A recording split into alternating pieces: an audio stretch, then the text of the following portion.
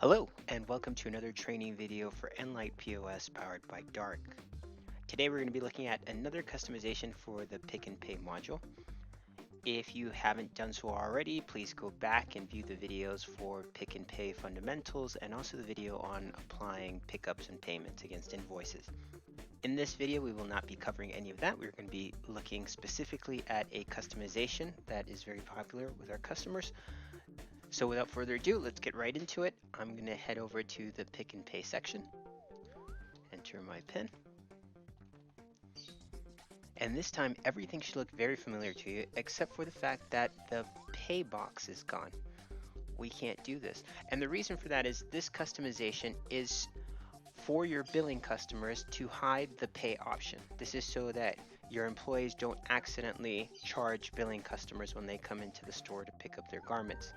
This works just the same way as we viewed in the video for applying pickups and payments against your invoices, except for you don't have the pay box. So if I'm going to say that Mr. Jack Napier, who is a billing customer, as you can see up here, is going to pick up invoice 845-5, I just select it.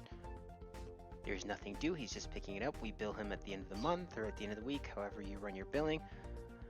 And I just do print receipt. So the pickup's been saved. I'm going to enter my PIN. And we're going to go back to the Pick and Pay section. So as we can see now, we only have two invoices showing. The one that we picked up has been removed from this section. This will only apply to billing customers. This is again so that your employees don't accidentally charge a billing customer who's just doing a pickup.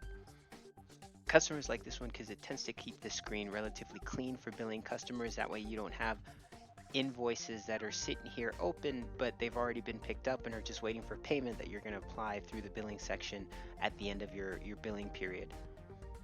So if this is something that would be helpful for your operation, just notify your support team and they will configure this for you. This is not something that is going to happen out of the box when you start using your software.